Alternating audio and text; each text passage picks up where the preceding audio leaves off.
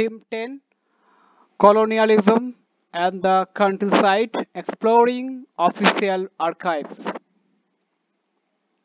In this chapter, you will see what colonial rule meant to those who lived in the countryside. You will meet the Jamindars of Bengal, travel to the Rajmahal Hills where the Paharias and the Satar lived, and then move west to the Deccan.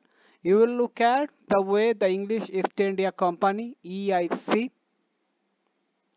established its Raj in the countryside, implemented its revenue policies, what these policies meant to different sections of people, and how they changed everyday lives.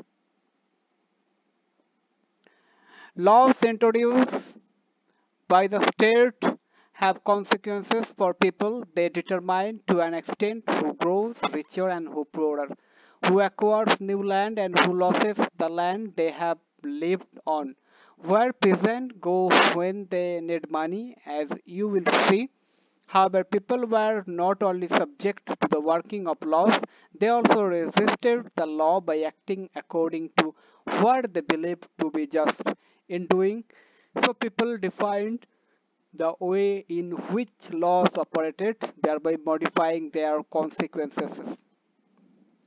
You will also come to know about the sources that the problems historians that tells us about these historians and the problems historians face in interpreting them.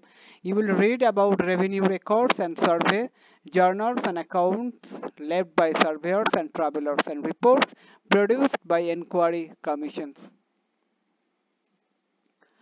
Cotton being carried from the village to the mandi, Illustrated London News, 20 April 1861.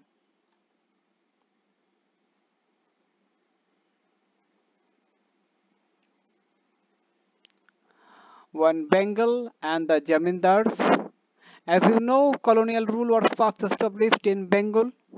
It is here that earliest attempts were made to reorder rural societies and establish a new regime of land rights and a new revenue system. Let us see what happened in Bengal in the early years of Company EIC rule. Raja, literally king, was a term that was often used to designate powerful jamindars.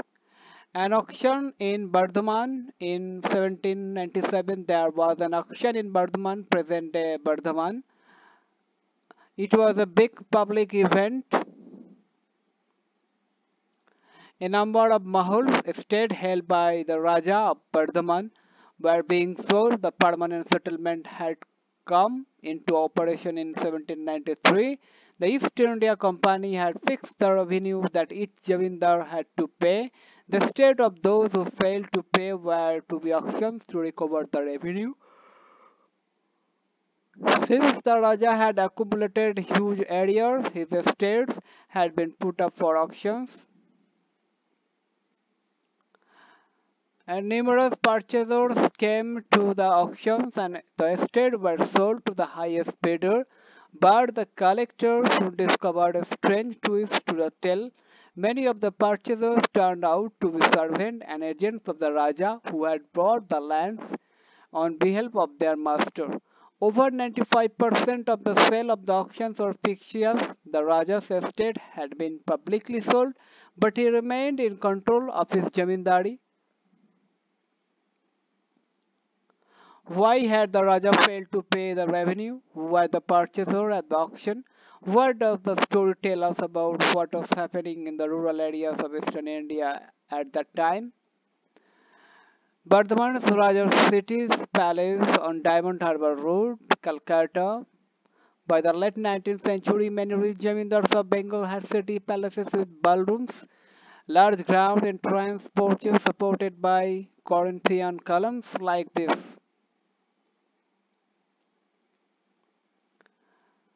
The problem of unpaid revenue. The estate of the Bardhaman Raj were not the only ones sold during the closing years of the 18th century. Over 75% of the jamindars changed hands after the permanent settlement. In introducing the permanent settlement, British officials hoped to resolve the problem they had been facing since the conquest of Bengal. By the 1770s, the rural economy in Bengal was in crisis with recurrent famine and declining agricultural output. Officials prayed that agriculture, trade, and the revenue resources of the state could all be developed by encouraging investment in agriculture. This could be done by securing rights of property and permanently fixing the rates of revenue demand.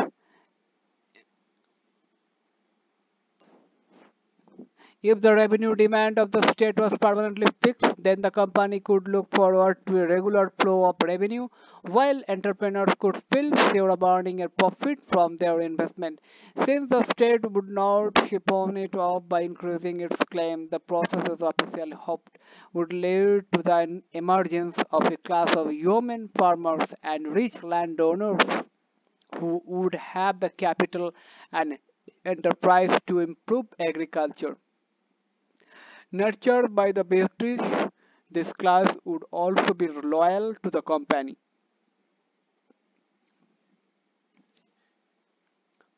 The problem, however, lay in identifying individuals who could both improve agriculture and contract to pay the fixed revenue to the state. After a prolonged debate amongst company officials, the permanent settlement was made with the Rajas and Talukdars of Bengal. They were now classified as Jamindars and they had to pay the revenue demand that was fixed in perpetuity. In terms of this definition, the Jamindars was not a landowner in the village but a revenue collector of the state. Jamindars had several, sometimes as many as 400 villages under them. In company calculations, the villages within one Jamindari formed one revenue estate. The company fixed the total demand over the entire estate whose revenue the Jamindar contracted to pay. The Jamindar collected rent from the different villages, paid the revenue to the company, and retained the difference as his income. He was expected to pay the company regularly, failing which his estate could be auctioned. Charles Cornwallis, 1738 to 1805, painted by Thomas Gainsborough, 1785. He was the commander of the British forces during the American War of Independence and the Governor General of Bengal when the permanent settlement was introduced there in 1793. Talukdar literally means one who holds a taluk or a connection. Taluk came to refer to a territorial unit. Why Jamindars defaulted on payment? Company officials felt that a fixed revenue demand would give Jamindars a sense of security and assured of returns on their investment, encourage them to improve their estate in the early decades after the permanent settlement. However, Jamindars regularly failed to pay the revenue demand and unpaid balances accumulated. The reasons for the failure were various. First, the initial demands were very high. This was because it was felt that if the demand was fixed for all time to come, the company would never be able to claim a share of increased income from land when prices rose and cultivation expanded. To minimize this anticipated loss, the company pegged the revenue demand high, arguing that the burden on jamindars would gradually decline as agricultural production expanded and prices rose. Second,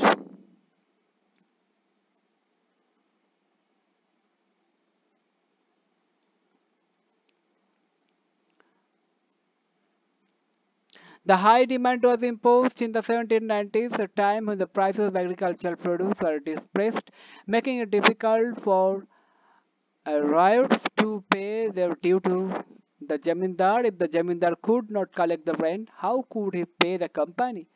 Third, the revenue was invariable regardless of the harvest and had to be paid punctually. In fact, according to the sunset law, if payment did not come in by sunset of the specified date, the jamindari was liable to be auctioned. Fourth, the permanent settlement initially limited the power of Jamindar to collect rent from the Riot and manage his Jamindari.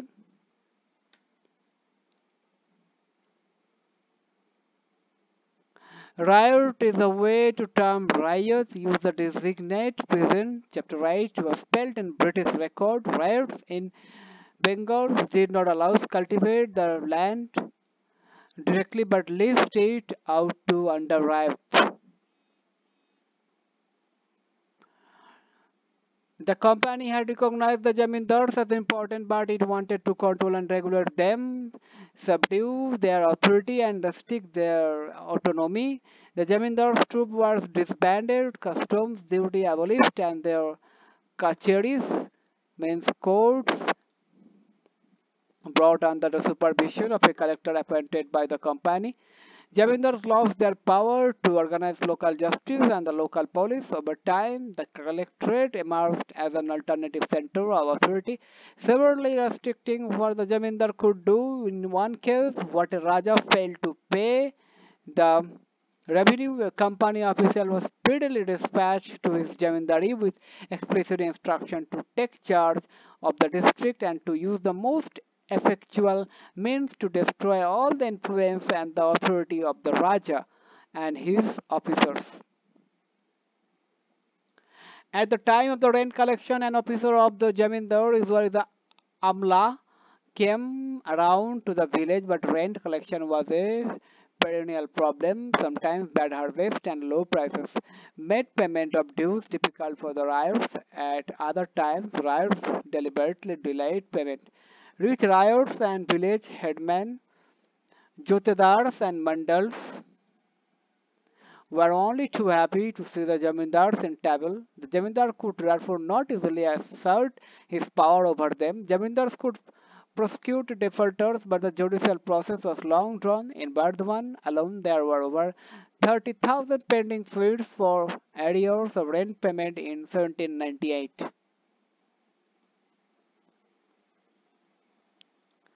The rise of the Jotedar. While many Jamindars were facing a crisis at the end of the 18th century, a group of rich peasants were consolidating their position in the village. In Francis Buchanan's survey of the Dinajpur district in North Bengal, we have a vivid description of the class of rich peasants known as Jotedars. By the early 19th century, Jotedars had acquired vast areas of land, sometimes as much as several thousand acres. They controlled local trade as well as money lending, exercising immense power over the poorer cultivators of the region.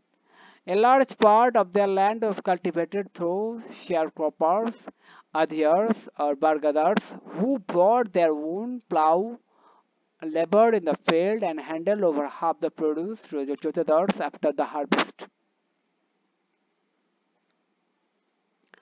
Within the villages, the power of Jotedars was more effective than that of Jamindars. Unlike Jamindars, who often lived in urban areas, Jotedars were located in the villages and exercised direct control over a considerable section of poor villagers. They fiercely resisted effort by Jamindars to increase the Jama of the village, prevented Jamindari officials from executing their duties, mobilized riots who were dependent on them, and deliberately delayed payment of revenue to the Jamindar. In fact, when the estates of the Jamindars were auctioned for failure to make revenue payment, Jotedars were often amongst the purchasers. Bengal village scene painted in by George Scenery 1820. Scenery stayed in India for 33 years, 1802 to 25. Painting portrays landscape and scene of the everyday life of the common people. Jotedars and moneylenders in rural Bengal lived in houses like the one you see on the right.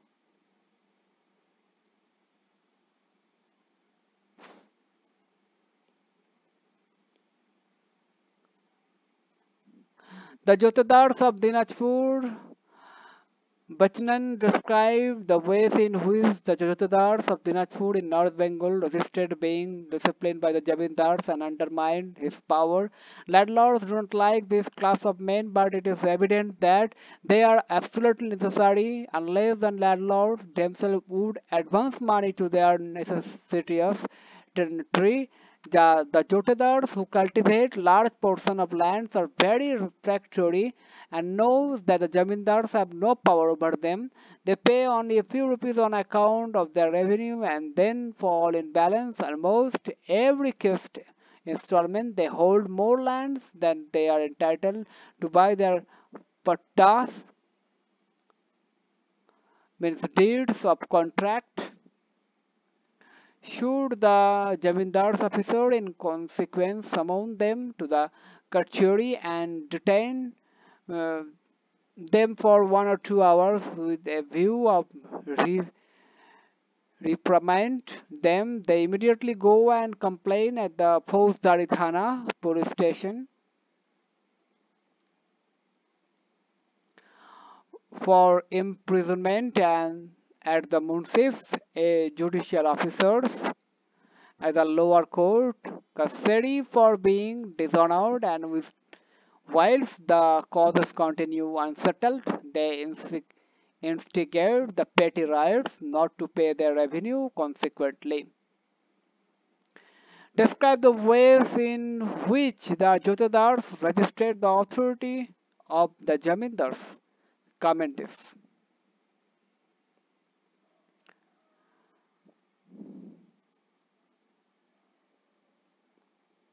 Power in rural Bengal. Under Riot to Jotedar, a rich Riot, also a trader and moneylender, to Jamindars, control numerous villages to company. Under Riots to Riot to Jamindar to company.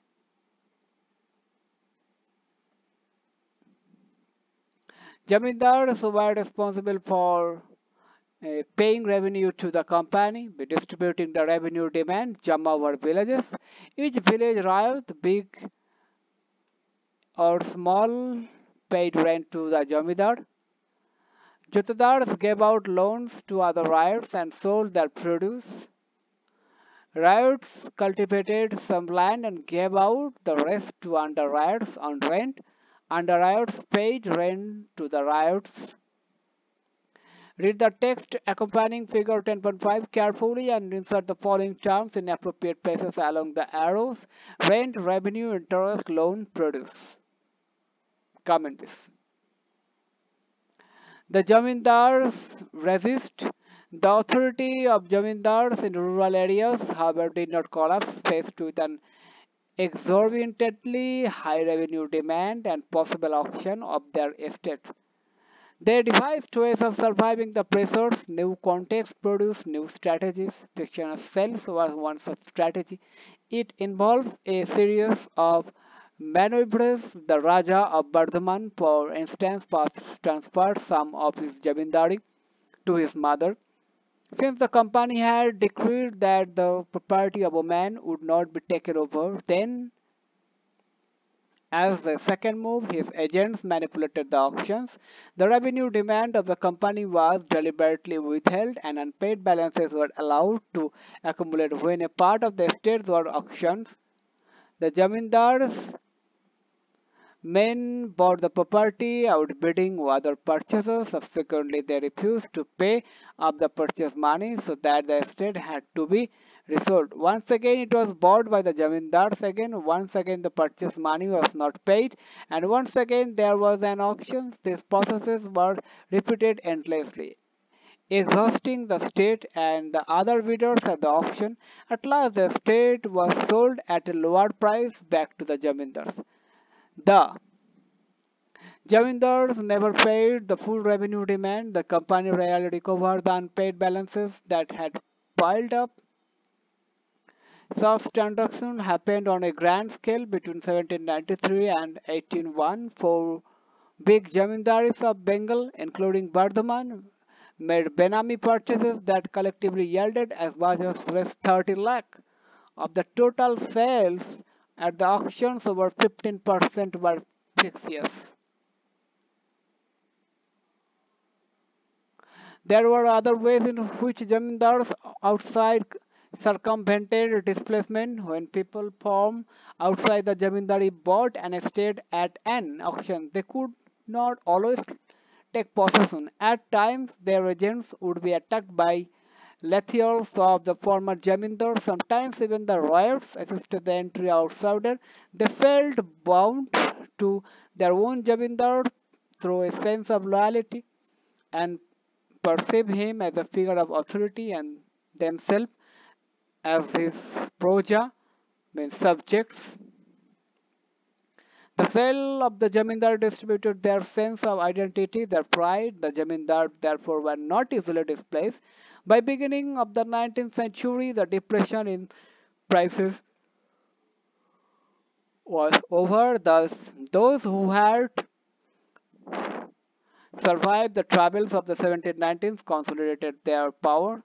Rules of revenue payment were also made somewhat flexible. As a result, the Jamindar's power over the villages was strengthened.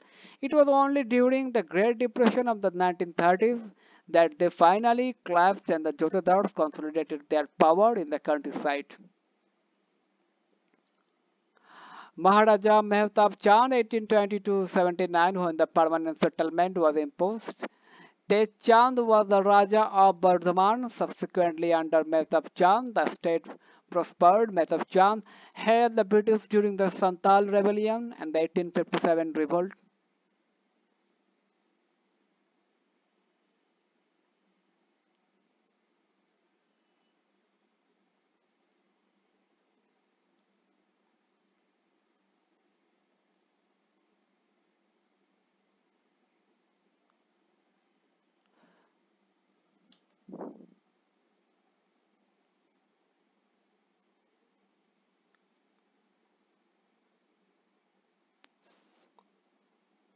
By the beginning of the 19th century, the depression in prices was over. Thus, those who had survived the troubles of 1790s consolidated their power. Rules of revenue payment were also made somewhat flexible. As a result, the Jamindar's power over the villages strengthened. It was only during the Great Depression of the 1930s that they finally collapsed and the Jotedars consolidated their power in the countryside. The fifth report, many of the changes we are discussing were documented in detail in a report that was submitted to the British Parliament in 1813. It was the fifth of a series of reports on the administration and activities of the East India Company in India. Often referred to as the fifth report, it ran into 1002 pages, of which over 800 pages were appendices that reproduce petition of Jamindars and riot reports of collectors from different district statistical tables on revenue returns and noted on the revenue and judicial administration of Bengal and Madras, means present day Tamil Nadu, written by official. Benami, literally anonymous, it is a term used in Hindi and several other Indian languages for transaction made in the name of a fictitious or relatively insignificant person, whereas the real beneficiaries remain unnamed. Lathier, literally one who wields the lathi or stick, functions as a strongman of the Jamindars. From the time the company established its rule in Bengal in the mid-1760s, its activity were closely watched and debated in England. There were many groups in Britain who were opposed to the monopoly that the East India Company had over trade with India and China. This group wanted a revocation of the royal charter that gave the company this monopoly. An increasing number of private traders wanted a share in the India trade, and the industrialists of Britain were keen to open up the Indian market for British manufacturers. Many political groups argued that the conquest of Bengal was benefiting only the East India Company but not the British nation as a whole. Information about company role and Maladministrations were hotly debated in Britain, and incidents of the greed and corruption of company officials are widely publicized in the press. The British Parliament passed a series of acts in the late 18th century to regulate and control company rule in India. It forced the company to produce regular reports on the administration of India and appointed committee to inquire into the affairs of the company. The fifth report was one such report produced by a select committee. It became the basis of intense parliamentary debates on the nature of the East India Company's rule in India. Andul Raj palaces, the ruins of palaces are a visible sign of the end of an era. Satyajit Ray's famous film Jalsa Ghar on the decline of the aristocratic Jamindari style of living was shot in Andul Raj Palace.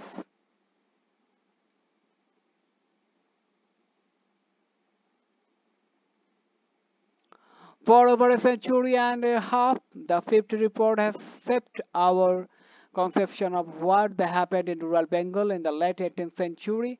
The evidence contained in the fifth report is invaluable, but official report like this have to be read carefully. We need to know who wrote the reports and why they were written. In fact, recent researchers show that the arguments and evidence offered by the fifth report cannot be accepted uncritically. Researchers have carefully examined the archives of various Bengal Jamindars and the local record of the district to write about the history of colonial rule in rural Bengal. They indicate that intent on criticizing the maladministration of the company.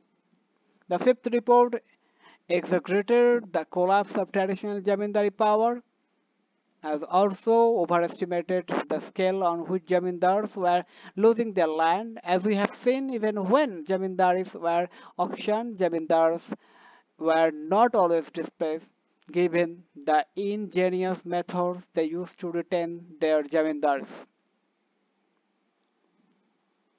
From the fifth report, referring to the condition of jamindars and the auction of land, the fifth report stated,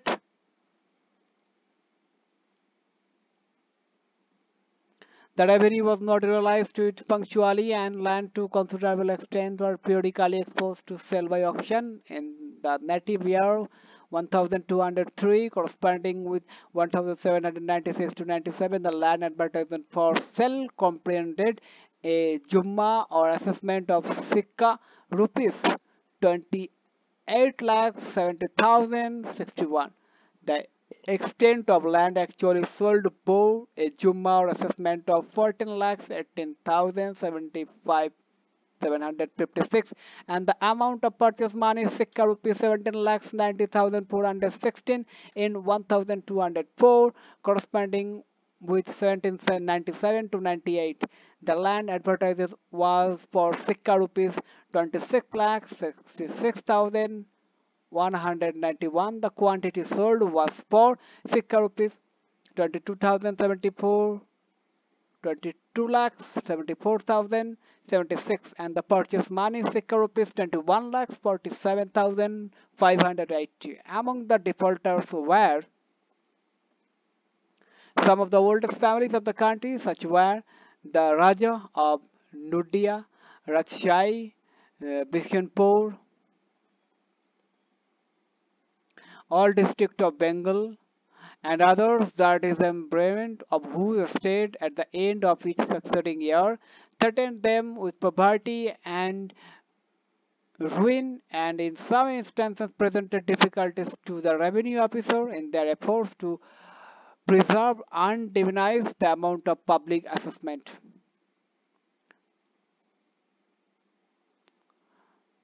From the tone in which evidence is recorded, what do you think is the attitude of the report to the facts narrated? What is the report trying to say through the figures? Can you think any problem in making long-term generalizations from these figures of 2 years? Comment this. Discuss, compare the account of the Jamindars we have just read with that in chapter 8. Comment this. The hoe and the plow. Let us now shift our focuses from the wetlands of Bengal to Dario Jones, from a region of subtle cultivation to one where shifting agriculture was practiced. You will see the changes that came about when the frontiers of the peasant economy expanded outwards, swallowing up pasture and forest in the Rajmahal Hills. We will also see how these changes created a variety of conflicts within the region.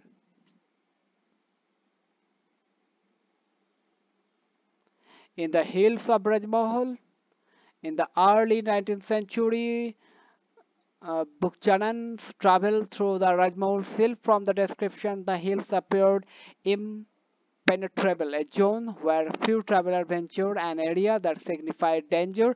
Wherever he went, people were hostile, apprehensive of officials, and unwilling to talk to them. In many instances, they deserted their village and absconded. Who were these hill folk? Why were they so apprehensive of Buchanan's visit? Buchanan's journal gives us tantalizing glimpses of this folk. In the early 19th century, his journal was written as a diary of places he visited, people he encountered, and practices he saw. It raises questions in our mind but does not always help us answer them. It tells us about a moment in time, but not about the longer history of people and places. For that, historians have to turn to others' record.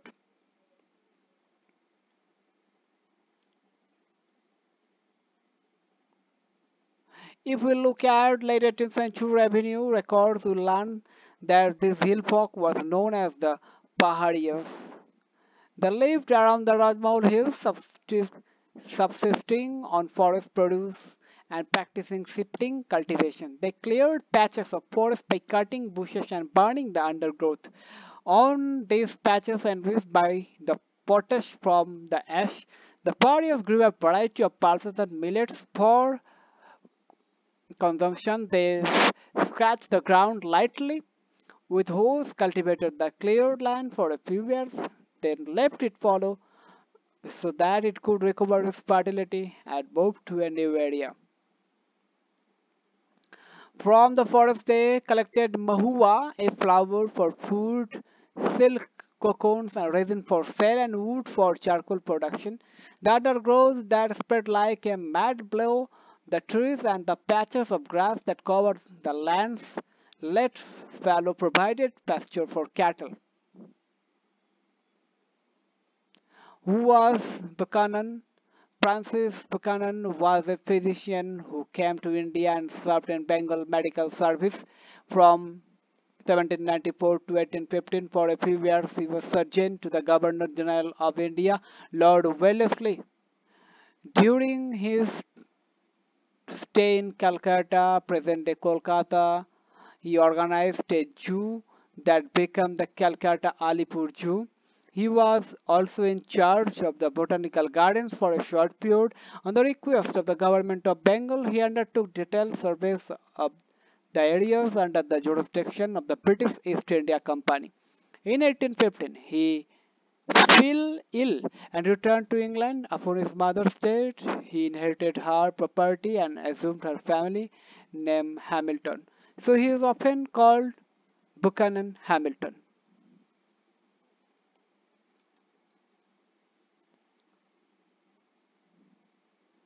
A view of a hill village in Rajmahal painted by William Hawes.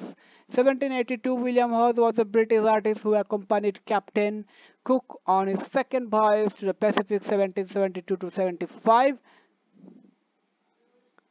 and then came to India in 1781. He became a friend of Augustus Cleveland, the collector of Bhagalpur.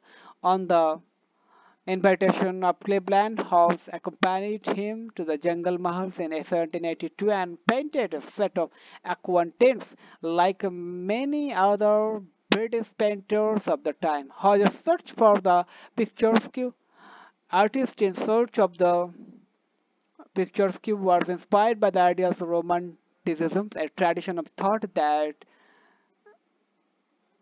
celebrated nature and admired its magnificence and power. Romantics felt that the commune with nature, the artist had to represent nature as an ideal, uncorrupted by modern civilization, discover unknown landscape, and appreciate the sublime play of light and shade. It is in search of this unknown that Hodges went to the Rajmahal fields.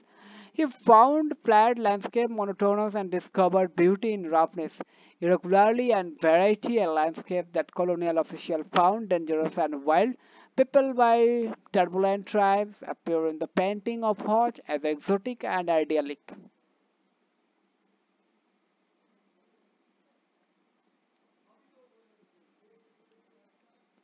Look at the painting and identify the ways in which it represents the tradition of the picturesque. Comment this. Acquaintant is a picture produced by cutting into a copper sheet with acid and then printing it. The life of the Paharias, a hunter, shifting cultivators, food gatherers, charcoal producers, silkworm rearers, was thus intimately connected to the forest. They lived in hutments within tamarind groves and rested in the shade of mango trees. They considered the entire region as their land. The basis of their identity as well as survival, and they resisted the instructions of outsiders. The chiefs maintained the unity of the group, such as respect and led the tribe in battle with other tribes and praised people. A view of jungle territory painted by William Hawes. Here you can see the forested low hills and the rocky upper range. Now are actually above 2,000 feet by centering the hills and viewing them from below. Hodges emphasizes their inaccessibility. Look at the figure 10.8 and 9.9. Describe how the picture represents the relationship between tribal people and nature. With their base in the hills, the Paharias regularly raided the plains where settled agriculture lived. These raids were necessary for survival, particularly in the years of scarcity. They were a way of asserting power over settled communities, and they were a means of negotiating political relations with outsiders. The zamindars of the plains had to often purchase peace by paying a regular tribute to the hill chiefs. Traders similarly gave a small amount to the hill folk for permission to the use of passes controlled by them. Once the toll was paid, the Paharias ships protected the traders, ensuring that their goods were not plundered by anyone. This negotiated peace was somewhat fragile. It broke down in the last decades of the 18th century when the frontiers of settled agriculture were being aggressively extended in eastern India. The British encouraged forest clearance, and jamindars and jotedars turned uncultivated lands into rice fields. To the British, extension of settled agriculture was necessary to enlarge the sources of land revenue, produce crops for export, and establish the basis of a settled, ordered society. They also associated forest with wildness and saw the forest people as savage, unruly, primitive, and difficult to govern. So they felt the forest had to be cleared. Settled agriculture established, and forest people tamed, civilized, and persuaded to give up hunting and take to plow agriculture. As settled agriculture expanded, the area under forests and pastures contracted. This surpassed the conflict between hill folk and settled cultivated. The former began to raise settled villages with increasing regularly, carrying away foods, grain, and cattle. Exasperated colonial officials tried desperately to control and subdue the Paharias, but they found the task difficult. In the 1770s, the British embarked on a brutal policy of extermination, hunting the pariahs down and killing them. Then by the 1780s, Augustus Cleveland, the collector of Bhagalpur, propounded a policy of pacification. Party serfs were given an annual allowance and made responsible for the proper conduct of their men. They were expected to maintain order in their localities and discipline their own people. Many Pahadia chiefs refused the allowance. Those who accepted most often lost authority within the community. Being in the pay of the colonial government, they come to be perceived as subordinate employees or stipendiaries. As the pacification campaigns continued, the parties withdrew deep into the mountains, insulting themselves from hostile forces and carrying on a war with outsiders. So when Buchanan traveled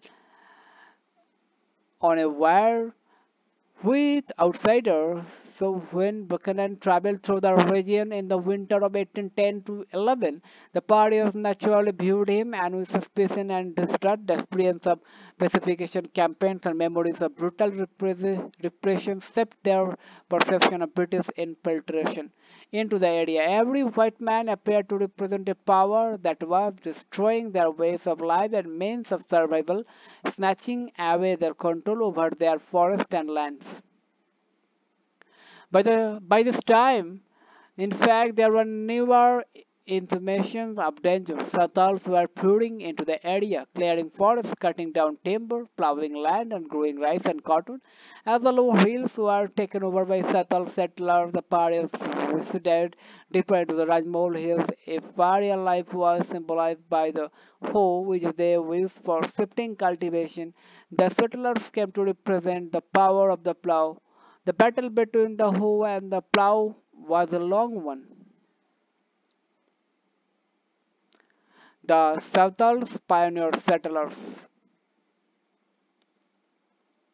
At the end of 1810, Buchanan crossed Ganjuria Pahar, which was part of Rajmahal Ranges, passed through the rocky country behind the reached a village.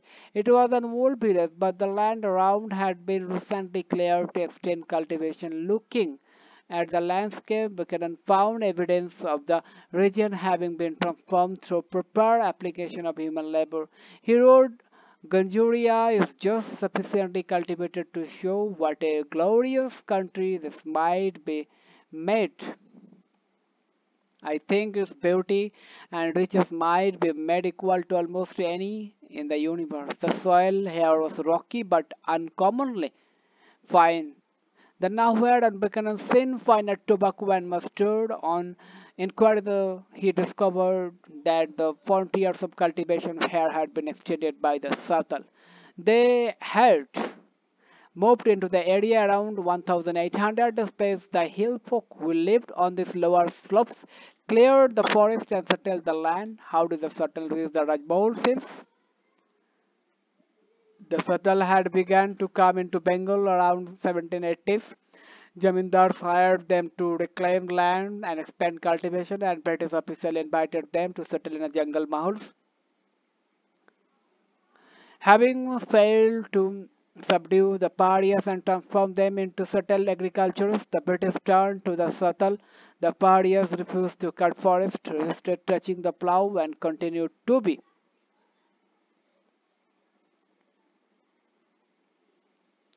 hill village in Satal country is illustrated London News, 23rd February 1856. This village is the lower Rajmahal Hills was sketched by Walter Sherwill. In the early 1850s, the village appears to be peaceful, calm and idyllic. Life seems unaffected by the outside world.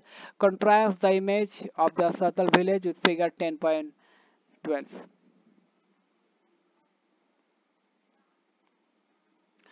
Turbulent, the Satal by contrast appear to be ideal settlers, clearing forests and plowing their land with vigor. The Satal were given land and persuaded to settle in the foothills of Rajmahal by 1832. A large area of land was demarcated as Dominico. This was declared to be the land of the Satal. They were to live within it, practice plough agriculture, and become settled peasant. The land grant to the settled stipulated that at least 1/10 of the area was to be cleared and cultivated. Within the first 10 years, the territory was surveyed and mapped and closed with boundary pillars. It was separated from both the world of the settled agriculturists of the plain and the paharias of the hills. After the demarcation of Damin Eco, Satal settlements expanded rapidly from 40 Satal villages in the area in 1838. As many as 1473 villages had come up by 1851. Over the same period, the Satal population increased from a mere 3,000 to over 82,000 as cultivation expanded and increased volume of revenue followed into the company's coffers. Satal myths and songs of the 19th century refers very frequently to a long history of travels. They represent the Satal past as one of the continuous mobility, a tireless search for a place to settle. Here in Dominico, their journey seemed to have come to an end. When the Sartal settled on the peripherals of the Rajmoorsis, the pariahs resisted but were ultimately forced to withdraw deeper into the hills. Restricted from moving down to the lower hills and valleys, they were confined to the dry interior and to the more barren and rocky upper hills. This severely affected their lives, empowering them in the long term. Shifting agriculture depend on the ability to move to newer and newer land and utilization of the natural fertility of the soil. When the most fertile soil became inaccessible to them, being part of the Damin, the pariahs could not effectively sustain their mode of cultivation. When the forests of the region were cleared for cultivation, the hunters among them also faced problems. The settlers, by contrast, gave up their earlier life of mobility and settled down, cultivating a range of commercial crops for the market and dealing with traders and moneylenders. Sidhu Manji, the leader of the Satal rebellion, the Satal Harbour soon found the land they had brought under cultivation was slipping away from their hands. The state were levying heavy taxes on the land that the Satal had cleared. Moneylenders, Dikus, were charging them high rates of interest and taking over the land. When debt remained unpaid, the Jamindars were asserting control over the Damin area. By the 1850s, the Satal felt that the time had come to rebel against Jamindars, moneylenders, and the colonial state in order to create an ideal world for themselves where they would rule. It was after the Satal Revolt 1855 to 56 that the Satal Pargana was created, carving out 5,500 square miles from the district of Bhagalpur and Birbhum. The colonial state hoped that by creating a new territory for the Satals and imposing some special laws within it, the Satal could be consolidated.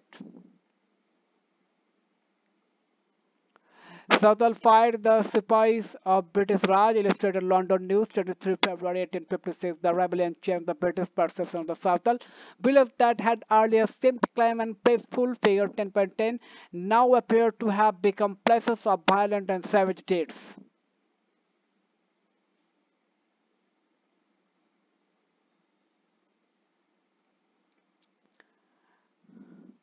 Burning of Satal villages. Illustrated London News, 23 February 1856. After the rebellion was crushed, the region was searched. Suspects were picked up and villages set on fire. Images of the burning villages were shown to the public in England. Once again, as a demonstration of the might of the British and their ability to crush rebellion and impose colonial order. Imagine you are a reader of the Illustrated London News in England.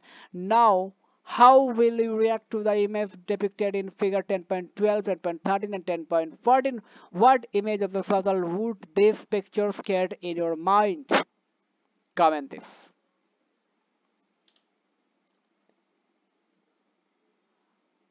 Satal prisoners being taken away. Illustrated London News 1856. Notice how imagine like this one seek to convey political message. At the center you can see British officials triumphantly riding on an elephant. One officer on a horse is smoking a hookah. A picture that emphasizes that the time of travel was over. The rebellion had been crushed. The rebels are now in chains, being taken out to jail, escorted and surrounded by soldiers of the company.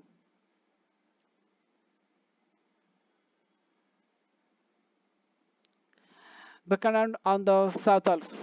Buchanan wrote, "They're very clever in clearing new lands, but live mainly. Their hearts have no fence, and the walls are made of small stick placed upright, close together and plastered within with clay. They're small and slovenly and too flat-roofed, with very little arch." The accounts of Buchanan. We have been drawing on Buchanan's account, but while reading the reports, we should not forget that he was the employee of the British East India Company. His journey was not simply inspired by the love of landscape and the desire to discover the unknown.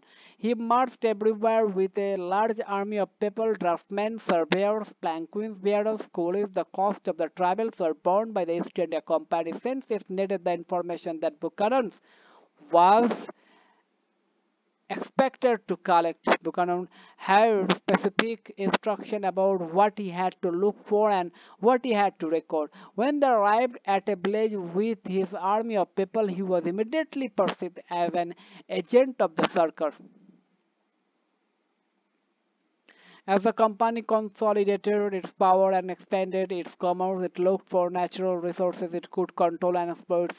It surveyed landscape and revenue sources, organized voyages of discovery, and sent its geologists and geographers, its botanists and medical men to collect information. Buchanan, undoubtedly an extraordinary observer, was one such individual. Everywhere Buchanan went,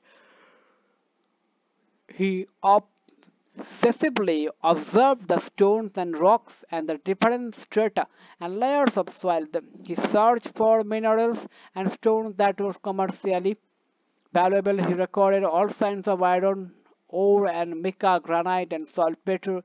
He carefully observed local practices of salt making and iron ore mining.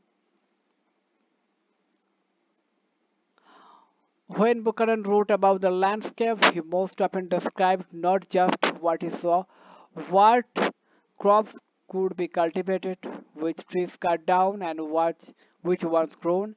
And we must remember that his vision and his priorities were different from those of the local inhabitants. His assessment of what was necessary was shaped by the commercial concern of the company and modern Western notions of what constituted progress. He was inevitably critical of the lifestyle of forest dwellers and felt that forests had to be turned into agricultural lands. The rocks near Kadua. Buchanan's journals is packed with observations like the following. About a mile further one came to ledge of rocks without any evident strata. It is small grain granite with reddish feldspar with quartz and black mica. More than half a mile from thence I came to another rock, no stratified, and consisting of very fine grain granite with yellowish feldspar, whitish quartz, and black mica.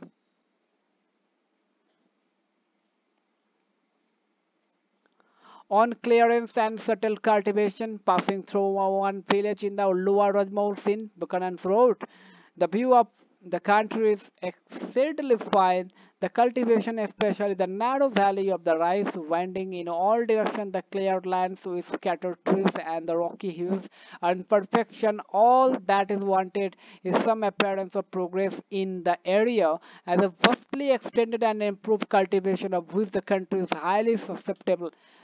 Plantations of ashans and palas for tashur silk, oms, and lac should occupy the place of woods to as great an extent as the demand will admit. The remainder might be all cleared and the greater part cultivated, while what is not fit for the purposes might rear palmyra, and mahua. Discuss what does Buchanan's description tell us about his ideas of development. Illustrate your argument by quoting from the excerpt. If you were a Pahariya forest dwellers, how would you have reacted to these ideas? come in this. Through a revolt in the countryside, the Bombay Deccan. You have read about how the lives of peasant and zamindars of colonial Bengal and the Pahadiyas and Santal of the Rajmahal hills were changing. Now let us move across to Western India and to a later period and explore what was happening in the countryside in the Bombay Deccan. One way of exploring such changes is by focusing on a peasant revolt. In such climatic times, rebel expresses their angers and fury. They rise against what they perceive to be injustice and the causes of their suffering. If we try to understand the premises of their resentment and peel the layer of their anger, we get a glimpse of their life and experience that is otherwise hidden from us. Revolt also produces records that historians can look at. Alarmed by the actions of rebels and keen on restoring order, state authorities do not simply repress rebellion, they try and understand it, inquire into its causes so that policies can be formulated and peace established. These inquiries produce evidence that historians can explore. Through the 19th century, peasants in various parts of India rose in revolt against moneylenders and grain dealers. One such revolt occurred in 1875 in the Deccan.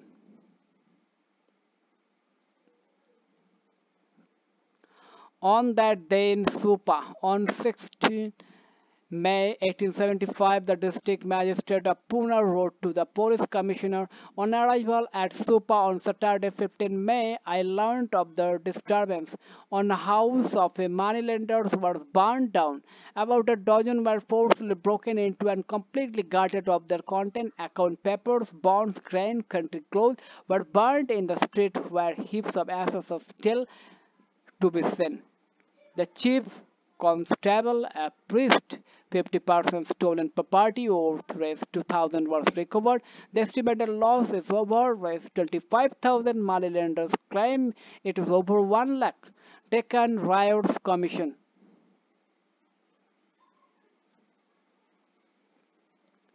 Accounts books are burnt. The movement began at Supa, a large village in Pune, present-day Pune district. It was a market center where many shopkeepers and moneylenders lived. On 12 May 1875, riot from the surrounding rural areas gathered and attacked the shopkeepers, demanding their bahi khatas, account books, and debt bonds. They burned the khatas, loot grain shops, and in some cases set fire to the houses of shahukars. From Pune, the revolt spread to Ahmednagar. Then over the next 2 months, it spread even further. Over an area of 6,500 square kilometers, more than 30 villages were affected. Everywhere the pattern was the same. Shahukars were attacked, account books burned, and debt bonds destroyed. Terrified of peasant attacks, the Shahukars fled the villages, very often leaving their property and belongings behind. As the revolt spread, British officials saw the spectre of 1857 Chapter 11. Police posts were established in villages to frighten rebellious peasants into submission. Troops were quickly called in. 951 people were arrested and many convicted, but it took several months to bring the countryside under control. A Shahukar was someone who acted as both as moneylender and a trader. A newspaper report. The following report, titled "The Riot and the Moneylender," appeared in the Native Opinion 6 June 1876 and was quoted in report of the native newspapers of Bombay.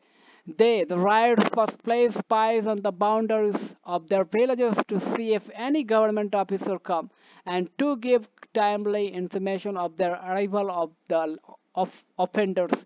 They then assemble in a body and go to the houses of their creditors and demand from them a surrender of their bonds and other documents, and threaten them in case of refusal with assault and plunder. If any government officer happened to approach the villages where the above is taking place, the spies give information to the offenders and the latter disperse in time. The words and terms used by a writer often tell us something about his or her prejudices. Read source 7 carefully. Pick out the terms that indicates any prejudices of the writer. Discuss how a riot of the area would have described the same situations. Comment this. Why the burning of bonds and deeds? Why these revolts? What does this tell us about the Deccan countryside and about agrarian changes under colonial rule? Let us look at the longer history of changes over the 19th century. A new revenue system. A British rule expanded from Bengal to other parts in India. A new system of revenue were imposed. The permanent settlement was rarely extended to any region beyond Bengal. Why was this so? One reason was that after 1810 agricultural prices rose, increasing the value of harvest produce and enlarging the income of the Bengal Jamindar. Since the revenue demand was fixed under the permanent settlement, the colonial state could not claim any share of this enhanced income. Keen on expanding its financial resources, the colonial government had to think of ways to maximize its land revenue. So its territories annexed. In the 19th century, temporary revenue settlements were made. There were other reasons too. When officials devise politics, their thinking is deeply shaped by economic theories they are familiar with. By the 1820s, the economist David Ricardo was a celebrated figure in England. Colonial officials had learned Ricardian ideas during their college years. In Maharashtra, when British officials set about formulating the terms of the early settlement in the 1820s, they operated with some of these ideas. According to Ricardian ideas, a landowner should have a claim only to the average rent that prevailed at a given time. When the land yielded more than this average rent, the landowner has a surplus that the state needed to tax. If tax was not levied, cultivators are likely to turn into rentiers, and their surplus income was unlikely to be productively invested in the improvement of the land. Many British officials in India thought that the history of Bengal confirmed Ricardo's theory. The Jamindars seemed to have turned into rentiers, leasing out lands and living on the rental incomes. It was therefore necessary. The British officials now felt to have a different system. Rentiers is a term used to designate people who live on rental income from property. The revenue system that was introduced in the Bombay Deccan came to be known as the Riots. Settlement. Unlike the Bengal system, the revenue was directly settled with the riots. The average income from different types of soil was estimated. The revenue paying capacity of the riot was assessed as a proportion of it fixed as a share of the state. The land were resurveyed every 30 years and the revenue rates increased. Therefore, the revenue demand was no longer permanent. Revenue demand and peasant debt. The first revenue settlement in the Bombay Deccan was made in the 1820s. The revenue that was demanded was so high that in many places peasants deserted their village and migrated to new regions in areas of poor soil and fluctuating rainfall. The problem was particularly acute. When rains failed and harvests were poor, peasants found it impossible to pay the revenue. However, the collectors in charge of revenue collection were keen on demonstrating their efficiency and pleasing their superiors, so they went about extracting payment with utmost severity. When someone failed to pay, his crops were seized and a fine was imposed on the whole village. By the 1830s, the problem became more severe. Prices of agricultural products fell sharply after 1832 and did not recover for over a decade and a half. This meant a further decline in peasant income. At the same time, the countryside was devastated by a famine that struck in the year 1832 to 34. One-third of the cattle of the Deccan were killed and half of the human population died. Those who survived had no agricultural stocks to see them through the crisis. Unpaid balances of revenue mounted. How did cultivators live through such years? How did they pay the revenue, procure their consumption needs, purchase their plows and cattle, or get their children married? Inevitably, the borrowed revenue could rarely be paid without a loan from a moneylender, but once a loan was taken, the right found it difficult to pay it back. As debt mounted and loan remained unpaid, peasant dependence on moneylenders increased. They now need loans even to buy their everyday needs and meet their production expenditure. By the 1840s, officials were finding evidence of alarming level of peasant indebtedness everywhere.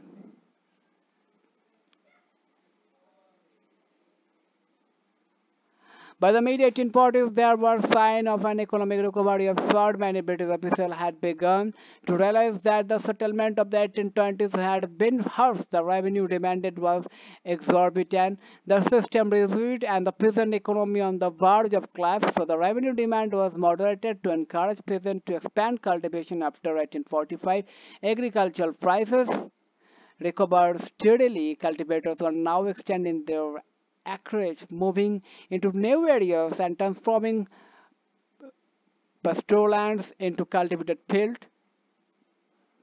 But to expand cultivation, peasants needed more plow and cattle.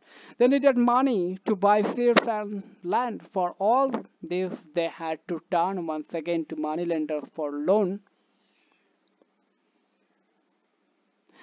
The cotton boom, the line in the graph indicated the rise and fall in cotton prices.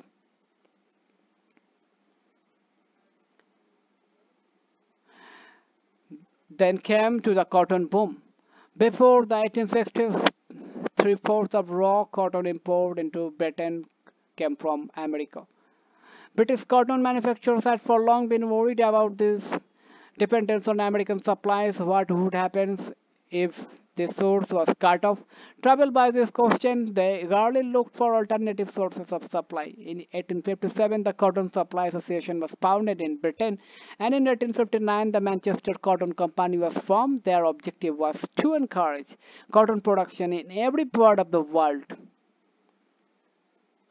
Cars transporting cotton halting under a banyan tree, illustrated London News, 13 December 1862.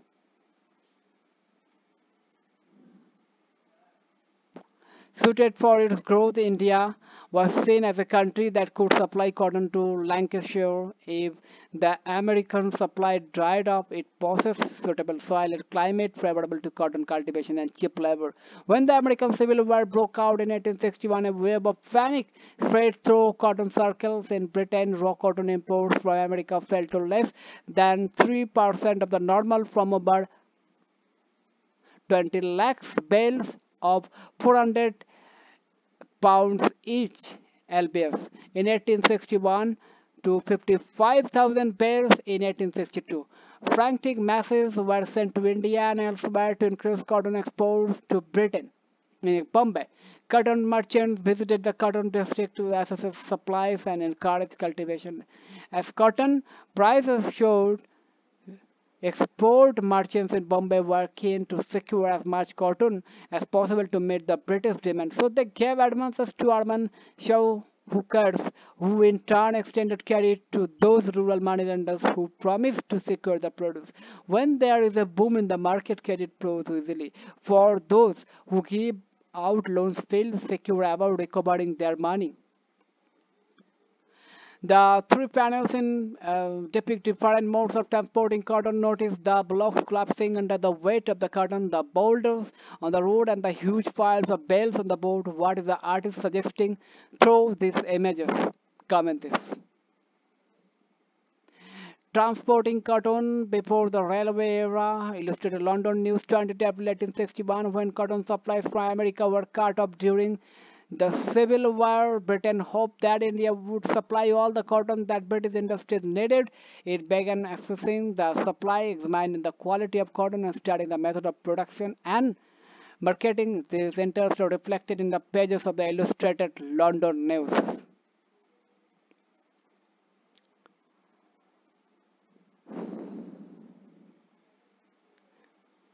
These developments had a profound impact on the Deccan countryside. The riots in the Deccan villages suddenly found access to seemingly limitless credit. They were being given Rs 100 as advance for every acre they planted with cotton. Saukars were more than willing to extend long-term loans, while the American crisis continued. Cotton production in the Bombay Deccan expanded. Between 1860 and 1864, cotton acreage doubled. By 1862, over 90% of cotton imports into Britain were coming from India. But these boom years did not bring prosperity to the all cotton producer. Some rich peasants did again. But for the large majority, cotton expansion meant heavier debt. A fleet of boats carrying cotton bales down the Ganges from Mirzapur. Illustrated London News 13 December 1862. Before the railway age, the town of Mirzapur was a collection center for cotton from the Deccan.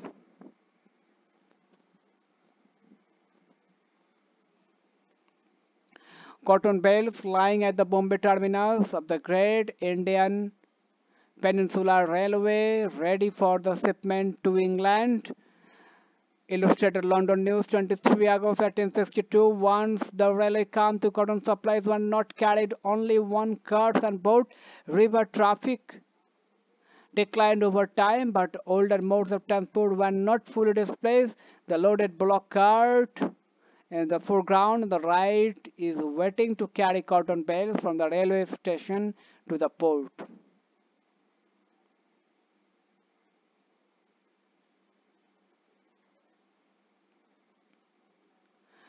Credit dries up.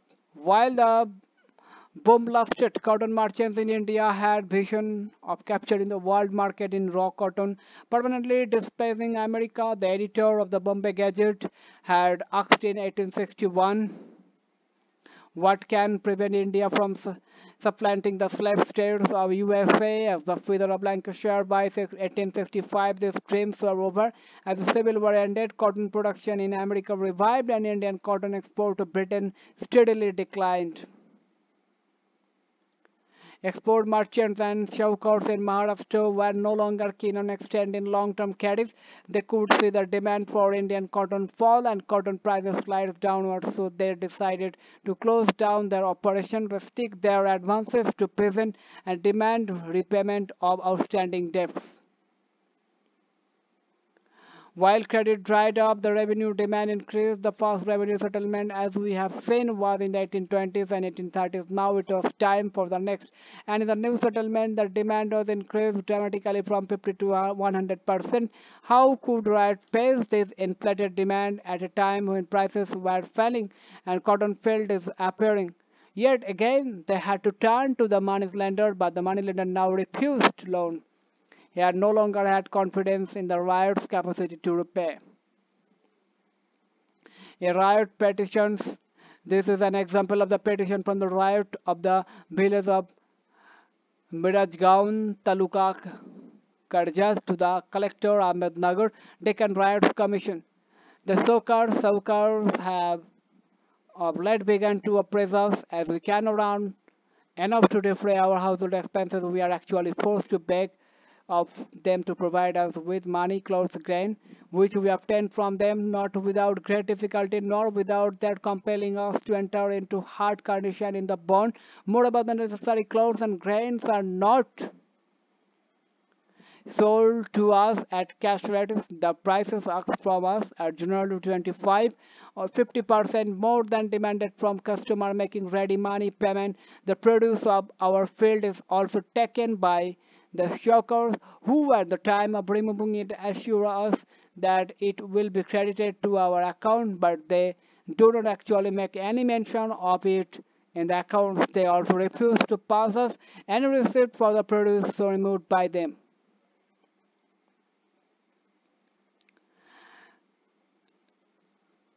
Explain the complaints that the Riots is making in the petition. Why is the harvest taken by the moneylenders not credited to the peasants' accounts? Why were peasants not given any receipt? If you were a moneylender, what reason would you give for this practices? Comment this. The experience of injustice, the refusal of moneylenders to extend loans and rags the riot, what infuriated them was not simply that they had got deeper and deeper into debt, or that they were utterly dependent on the moneylender for survival, but that moneylenders were being insensitive to their plight.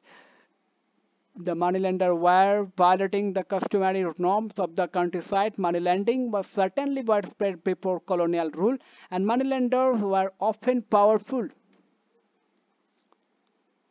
figures. A variety of customary norms regulated the relationship between the moneylenders and the riot. Our general norm was that the interest charge could not be more than the principal. This was meant to limit the moneylender's extraction and define what could be counted as fair interest. Under colonial rule, these norms broke down in one of the many cases investigated by the Decant Riots Commission. The moneylender had charged over 2,000 as interest on a loan of Rs 100. In petition after petition, Riots complained of the injustice of such exactions and the violations of customs. Dates of hire. When doubts mounted, the peasant was unable to pay back to loan to the moneylender. He had no option but to give over all his possessions, lands, carts, and animals to the moneylender. But without animals, he could not continue to cultivate. So he took land on rent and animals on hire. He now had to pay for the animals which had originally belonged to him. He had to sign a deed of hire stating very clearly that these animals and carts did not belong to him. In case of conflict, these deeds could be enforced through the court.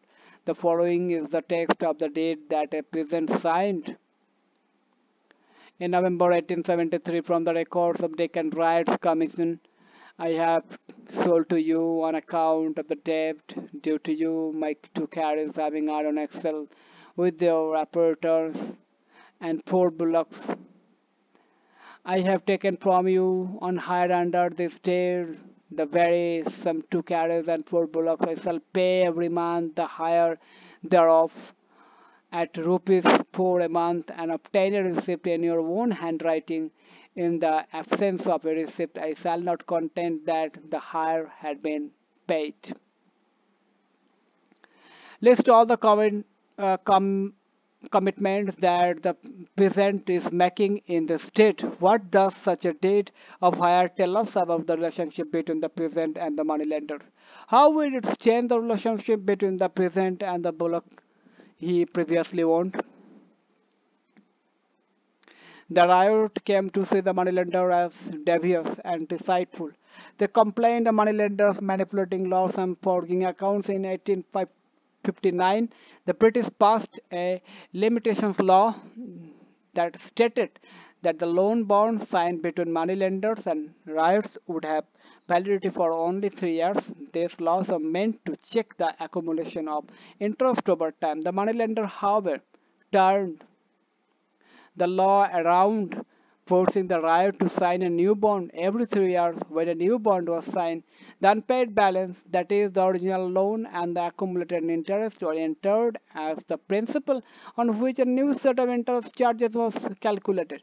In petition that the Deccan Riots Commission collected, Riot described how this process worked and how moneylenders used a variety of other means to shortchange the riot. They refused to give receipt when loans were repaid, entered fictitious figures in bond, acquired the present harvest at low prices, and ultimately took over peasant property. Deed and bonds appeared as symbol of the new oppressive system.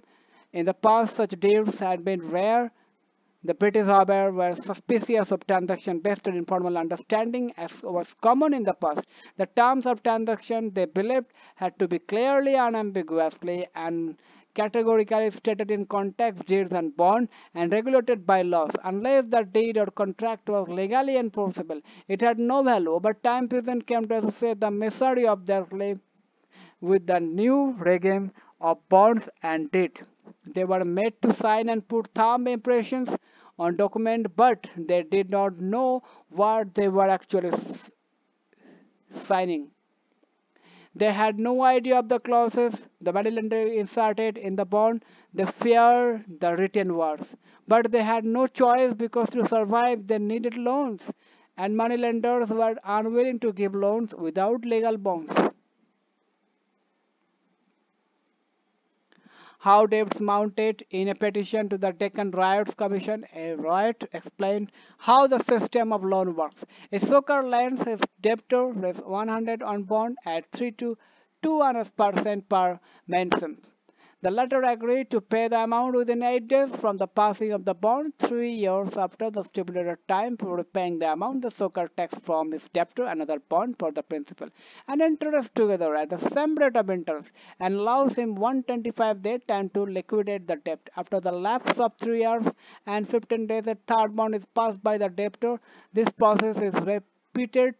At the end of 12 years, his interest on raise 1,000 amount to raise 2028 10 anna 3 paisas. Calculate the rate of interest that the riot was paying over the years. Comment this. The Deccan Riots Commissions.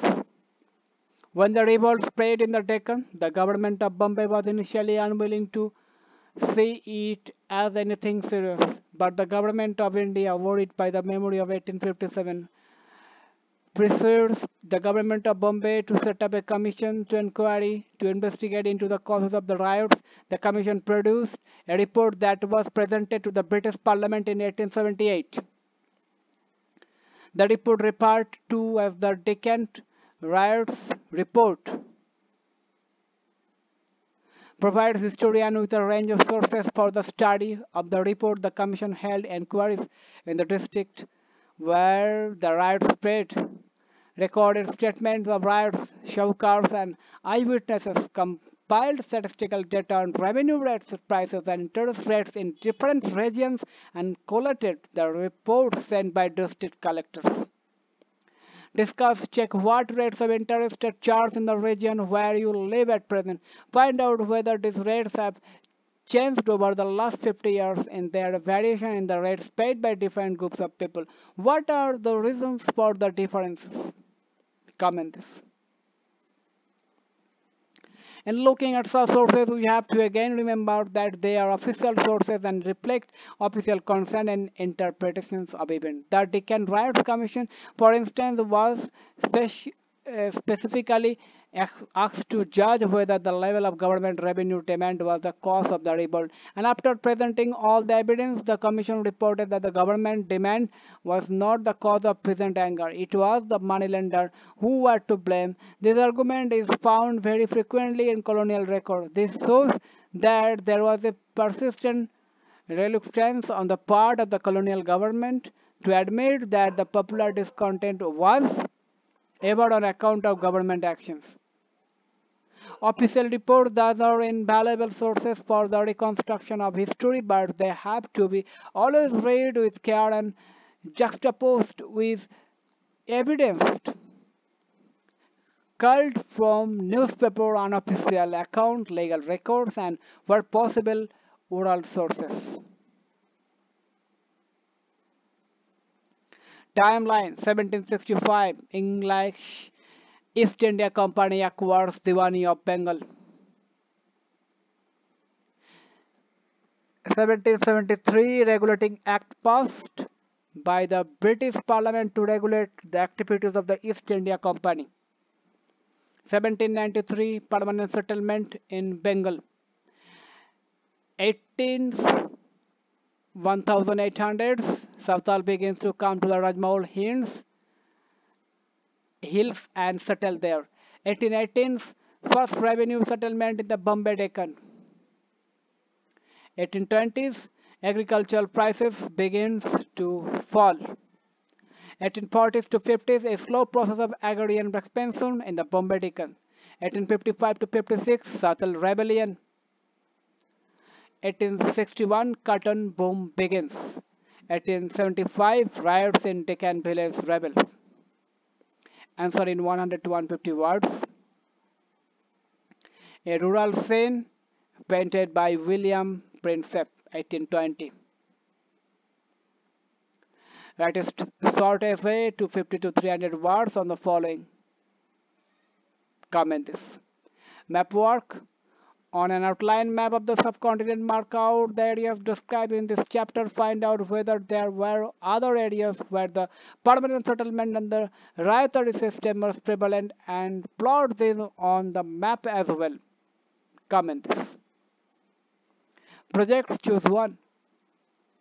Francis Buchanan published report on several districts of Eastern India. Read one report and collect the information available about rural societies, focusing on themes discussed in this chapter. Highlight the ways in which historians can use such text.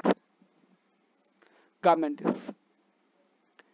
In the region where you live, talk to the older people within a rural community and visit the fields they now cultivate. Find out what they produce, how they earn their livelihoods, what their parents did, what their sons and daughters do now, and how their lives have changed over the last 75 years. Write a report based on your findings. Comment this.